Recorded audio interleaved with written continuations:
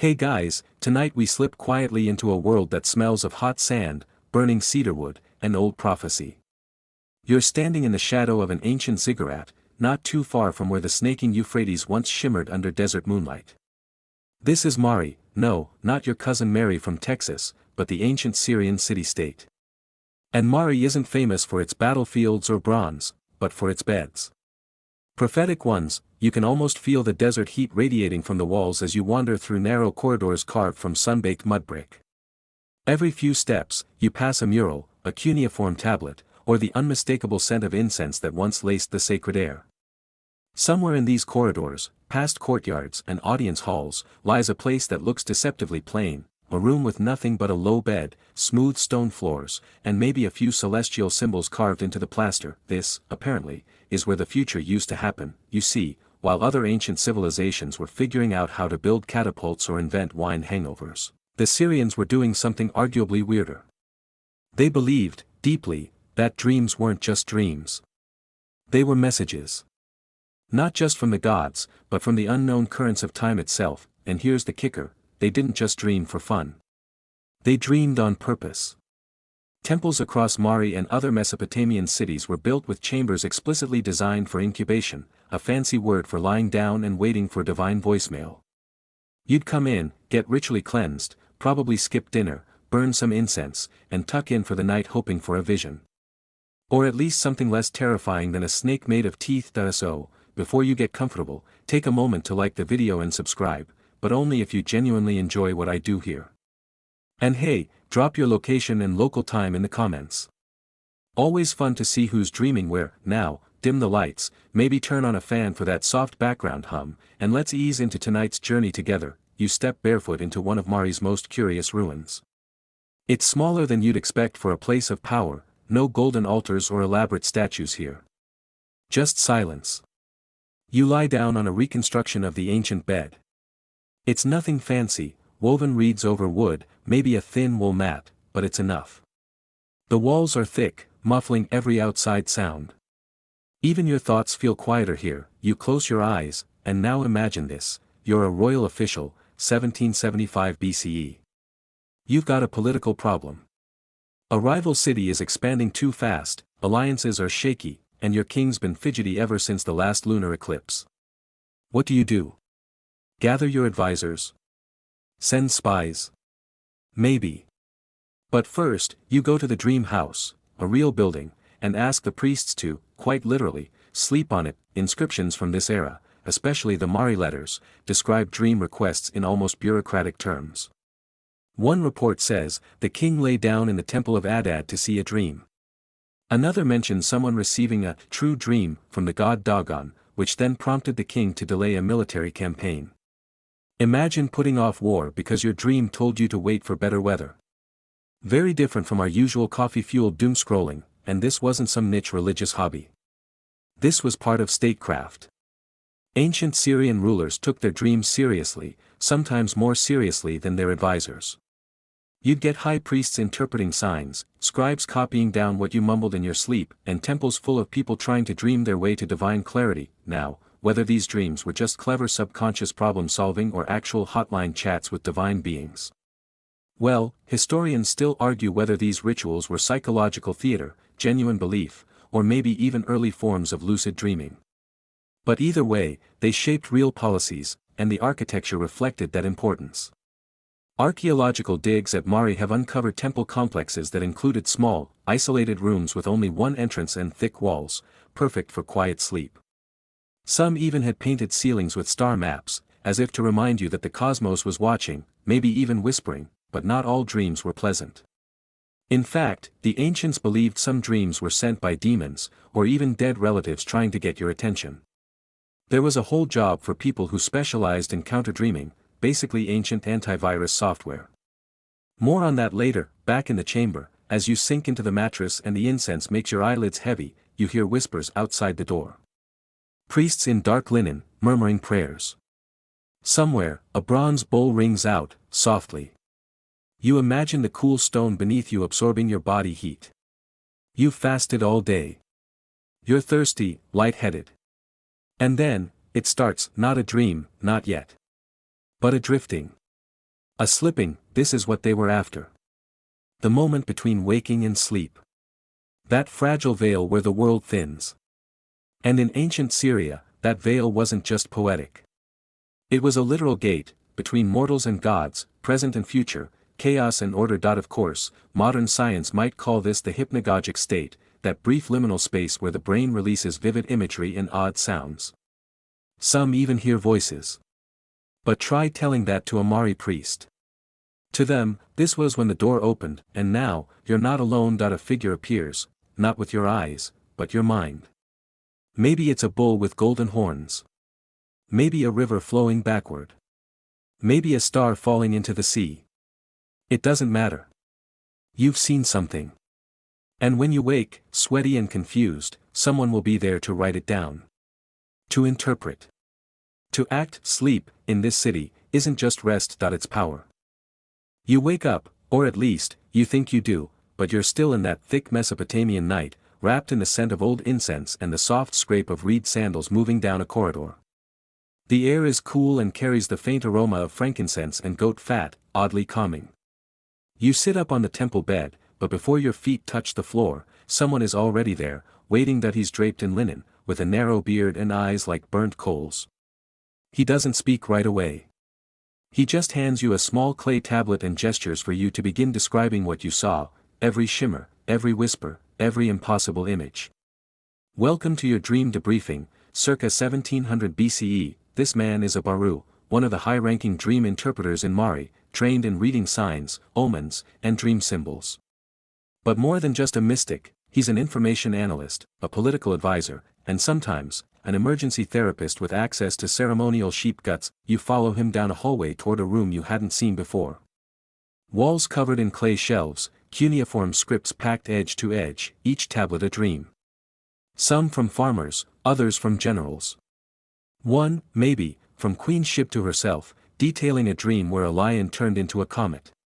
It's possible, because yes, queens dreamed, too, and their visions held weight. Gender didn't lock anyone out of prophecy. This is the dream archive, and it's got receipts. Dream interpretation wasn't just a casual affair. The ancient Syrians created manuals for this stuff, great compendiums of dream symbols and what they supposedly meant. Dream of a flooded river. Expect enemies. Dream of a three-headed goat. Might be famine. Dream of eating bread in a thunderstorm. Honestly, that one's still weird even today. Some of these guides were copied across generations and empires. And the dream priests, especially the Esailu, literally, the asker, specialized in what's now known as incubation consultation. Basically, you came to them, described a real-world dilemma, and they designed a custom sleep experience to get an answer from the divine inbox. Let's say your neighbor is building a suspiciously large wall and your cattle keep disappearing. You consult the Esailu. He might recommend a 3-day purification fast, followed by sleeping in the temple of Ishtar while an assistant burns juniper wood at midnight and sings the dream psalm of water. And all of this, every single step, was believed to align your body, soul, and inner ear to the divine frequencies. Did it work? Depends who you ask. But it felt real. And in the ancient world, that was more than enough. Some priests claimed they could influence what dream you'd have, what message the gods would send. They'd invoke specific deities before bed, perform subtle hypnosis-like rituals, or even physically adjust your posture in sleep to face a certain direction. Facing east? Expect clarity. Facing west? Might get a cryptic one. North? Forget it, you're getting a dream about weasels, probably. And let's not forget the role of the gods themselves. Each deity had their own dream language. A message from Shamash, god of the sun, might come as dazzling light. Ishtar preferred symbols of love, war, or lions licking your face. Adad, the storm god, liked using floods or thunderous roars. The priests had to know the divine signature styles. Like spiritual FBI profilers. One of the most fascinating things. The dream priests weren't just isolated mystics. They worked with the palace, sometimes even directing military or diplomatic policy based on the dream reports they compiled. The Mari letters, those famed clay tablets, show actual cases where kings waited for a prophetic dream before launching a military campaign. One dream even convinced a king to cancel a wedding alliance because the bride appeared in the dream as a snake.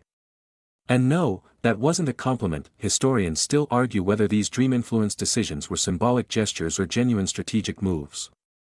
But the weight given to these visions can't be overstated. A bad dream could derail a war. A good one could birth a dynasty. So you're back in the temple chamber, and the dream priest is still looking at you. He's very serious about the detail involving the red fish flying through a door. He nods solemnly, jots something down, and consults a wax tablet filled with symbols. You've been visited by Dagon, he says finally. The fish is his sign. You're not sure whether to feel honored or deeply alarmed. He continues, and the door means a message. You must not travel east this season. Well, that ruins your vacation plans, but that's the point. This wasn't entertainment. This was guidance, divine or otherwise. People placed enormous trust in these interpretations. If a dream told a soldier not to fight, he didn't. If a farmer dreamed of a weeping tree, he might harvest early. And if a merchant dreamed of a shadow with no feet, yeah, he'd probably move his entire inventory 3 towns over. Now, did the priests sometimes make it up as they went along? Almost certainly. There's a very human element here, plenty of room for politics, manipulation, or just educated guesses. But wrapped in layers of ritual and belief, the dream priest's word carried real power, and sometimes, they got it right. That a recovered tablet describes a dream in which a Mari general saw a burning city and birds flying backward. 2 days later, the city of Tuttle burned in a surprise attack. Coincidence? Maybe. But try telling that to the man who dreamed it. You lie back once more, thinking about the lives shaped inside this tiny room. Not by armies or kings, but by symbols, shadows, and half-remembered visions, and the priest. He's watching you with quiet curiosity. He doesn't just see a sleeper, that he sees a messenger. The floor beneath you is cool, but your skin prickles. This isn't the chill of night, it's awe. You've stepped into a different temple now, a more elaborate one, deeper into the heart of ancient Syria. This isn't some side room tucked away in a mud brick hall. No, this is the real thing. One of the dream chambers used by royalty, high priests, and a very occasional lucky peasant who probably pulled a Visionary of the Week lottery, and immediately, you notice something strange. You look up. Above you, the ceiling is painted midnight blue, speckled with stars. Not a random scattering, this is a careful celestial map. Orion, Pleiades, the bull of heaven, all marked in delicate white and gold pigment. In the center is a radiant disk that might be the sun or the eye of some forgotten god. Either way, it's looking directly at you, because in these sleep temples, dreams didn't just rise from the mind, they descended from the sky. The ancients weren't subtle about it. They believed dreams flowed from the heavens down into the sleeper's head, like messages pouring through an invisible funnel. Which, let's be honest, gives sleeping under the stars a way more literal meaning. You lower your gaze and notice the bed in the center of the room. It's raised on a shallow stone platform, surrounded by low oil lamps placed in precise geometric patterns. Someone really cared about feng shui before it had a name. One lamp is still blackened, its wick long cold.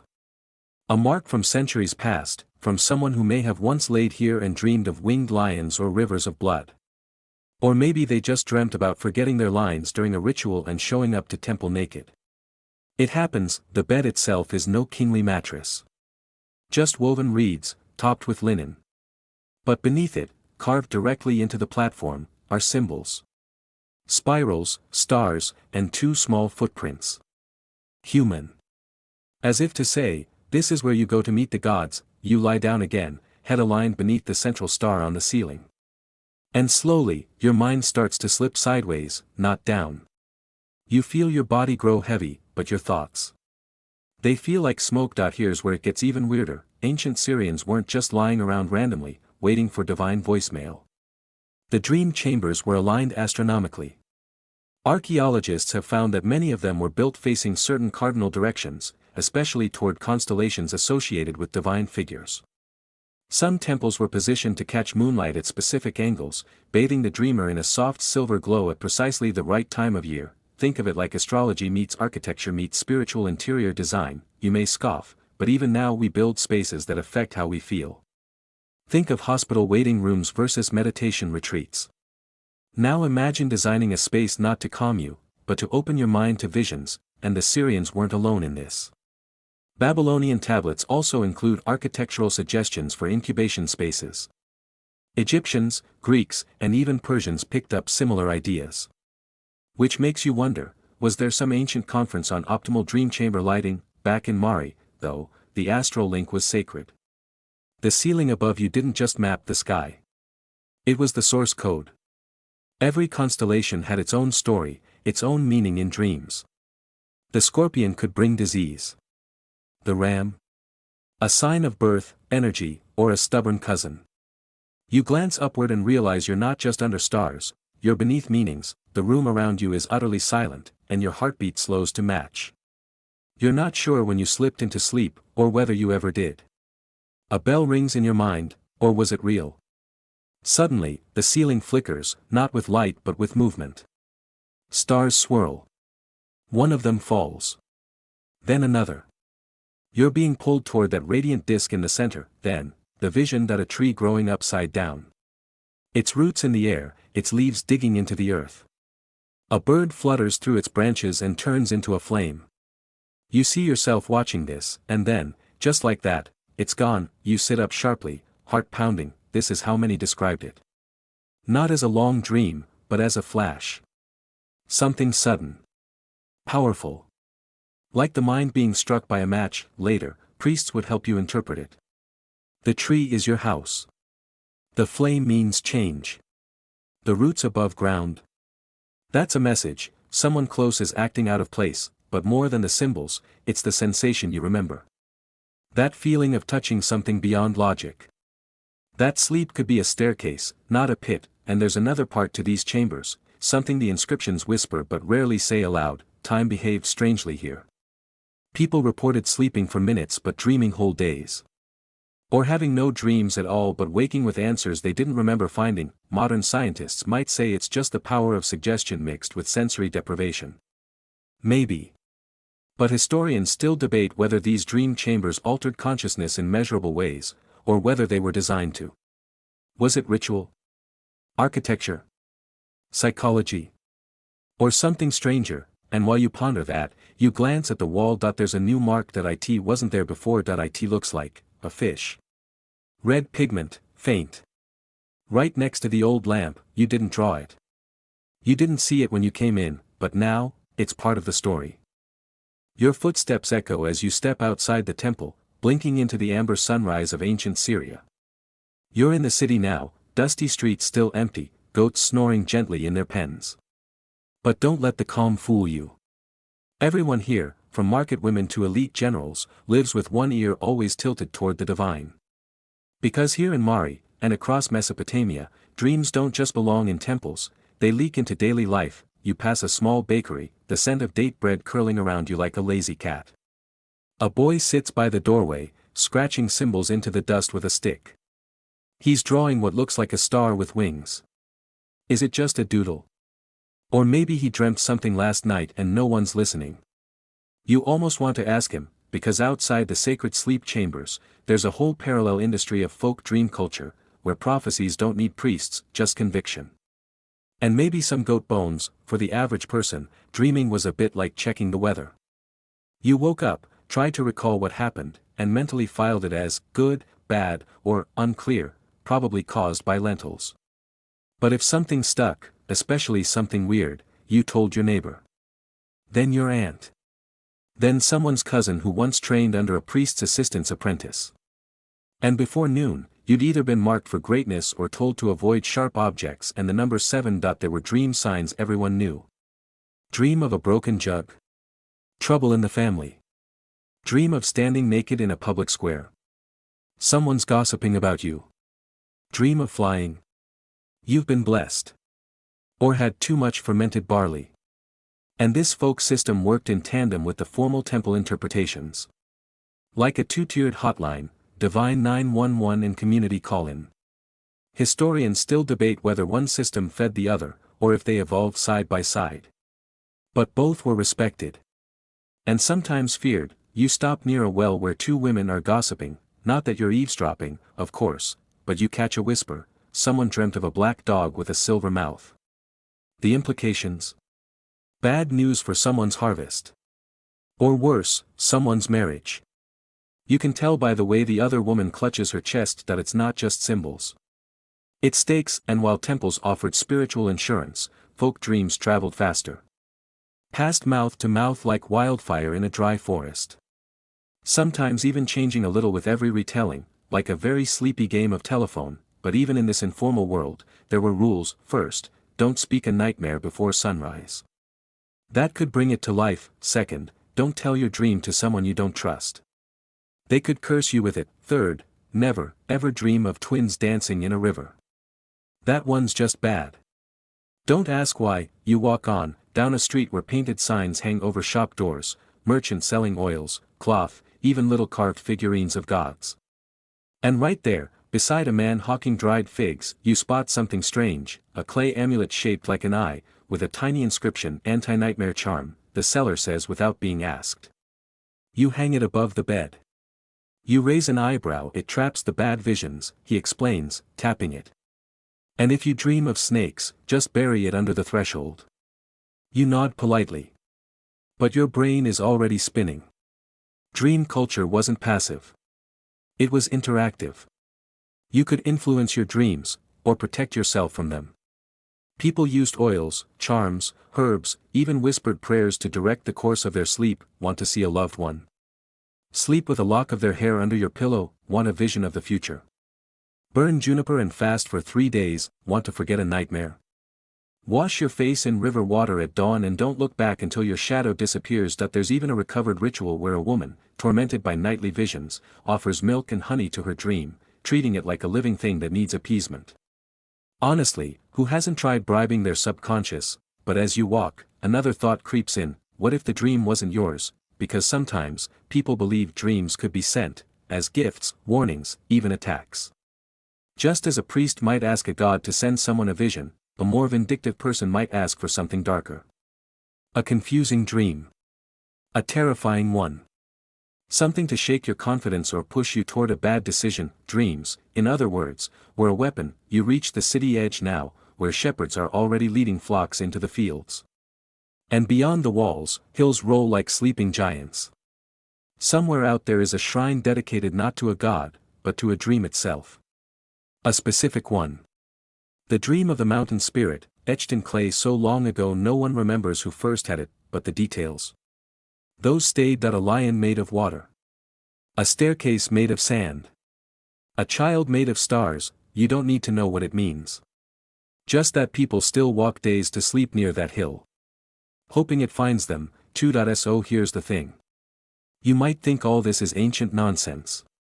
But the human urge to explain dreams hasn't faded. We Google symbols. We text our friends. We still wake up breathless, laughing, crying, or terrified. And sometimes, those dreams shape our next steps, whether we admit it or not. Back in ancient Syria, they were just more honest about it, and as the sun fully rises, you turn back toward the temple. You've seen the sacred. You've walked through the city's whispering streets. But there's one more place you need to go, somewhere deeper, somewhere hidden, because there's a kind of dream that doesn't come from the gods that it comes from underneath. You descend slowly now, stone steps spiraling downward, each one worn smooth by centuries of bare feet and cautious sandals. The air grows cooler, denser. It smells of minerals, old incense, and just a hint of something like wet bark. You're not in the temple anymore. This is something older. You're entering one of the subterranean chambers, spaces beneath the surface where dreams were not just sought, but provoked. The kind of place that never makes it into the public tours. This isn't where they took the average dreamer hoping to see their future spouse. This is where you went when you needed to speak with something ancient. The walls curve inward here, claustrophobic. You duck slightly as you walk, the ceiling pressing low. Along one side is a channel cut into the stone floor, a thin trench where oil once burned in a line, creating flickering shadows that would have danced like spirits on the walls. And suddenly, you understand, this isn't just a space for dreaming, it's a place for controlled hallucination. Historians still argue whether these underground rooms were truly used for divine sleep or for something closer to a mystical sensory deprivation experience. You're lying in darkness, with no sounds but your breath and heartbeat. You fasted. You may have taken herbs. Maybe even inhaled smoke from burning substances known to make the mind melt sideways, and it worked. Well, something happened. Because clay tablets from deep storage archives tell of visions seen in these chambers that defy normal logic. Not dreams of metaphorical meaning. But images that people claimed were not dreams at all, memories of other lifetimes, songs sung by the stars, and animals with human eyes who whispered forgotten languages. You lie down again, your back against the cool stone. No bed here. No star-painted ceiling. Just silence. The kind that wraps around you like a heavy blanket, then, quietly, slowly, it begins. You don't fall asleep, you fall through yourself. That there's a pressure behind your eyes. A warmth that isn't yours. And then, the flicker. First, a flash of red. Then the grinding of stone wheels. A lion, again, but this time it's walking backward. And behind it? A man. Or maybe a statue. His face is carved, his eyes hollow. He raises one hand to you, and something inside you jolts awake. You sit up gasping, but the chamber hasn't changed, not one pebble has moved. You breathe deeply, chest tight with some echo of what just happened. And you realize something new. This wasn't just personal revelation. This was a test that you're not the first to sit here, blinking into the darkness, trying to stitch meaning from visions. There were scribes long before you, those who dared to record these subterranean dreams. Many of their clay tablets are broken. Deliberately, some believe. Maybe to protect secrets. Or because the contents were too strange to preserve. One fragment found near Turka simply reads, "And then the river opened its eyes, and I was not me anymore." A poetic line. A symptom of oxygen deprivation. Who knows? But the people who came here believed something important waited in these depths, something that couldn't be reached in the sunlight. You stand now, brushing dust from your clothing. The path leads deeper still. Past this chamber lies a narrower tunnel, blocked now by rubble. But texts say that behind it was a final chamber, called the place of the third silence. The first silence is the world above. The second is sleep. The third? No one's quite sure, but dreamers came seeking it anyway. Here's where the debate gets truly juicy. Some modern archaeologists believe these underground sanctuaries weren't about contacting gods at all, but the deep self. That what the ancients called visions from the heavens might actually be encounters with a subconscious mind, richer and more chaotic than they understood, which makes you wonder, is the divine external, or internal? The ancients didn't draw the line. For them, the mind and cosmos were intertwined. Dreams weren't private, they were part of the ecosystem. A two-way channel between the seen and unseen. You retrace your steps now, up the stone stairs, leaving the underground behind. Your body feels heavier, as if gravity works just a little harder here. But your mind? It's humming. Something's shifted. Not in a grand revelation sort of way. More like a door creaked open somewhere inside you. Back in the open air, the sunlight feels almost too bright. The sky has shifted, clouds curling across it like lazy script. A hawk circles overhead, and for a moment, you swear it winks at us. Oh, what did you learn down there? Nothing. And everything. Maybe the ancients didn't separate visions from dreams, or reality from hallucination, because they didn't need to. What mattered was the effect. Did you come out changed? Did you gain insight? Did you carry the gods inside you for a moment, even if you couldn't explain it? And now you understand something fundamental about ancient Syria. They didn't worship gods to feel secure, they sought dreams to feel seen, because somewhere in the dark, in the heat and pressure of silence, there's a version of you that knows. And maybe, just maybe, those ancient priests and peasants weren't chasing fantasy, they were listening to something deeper than language. A signal we've almost forgotten how to hear.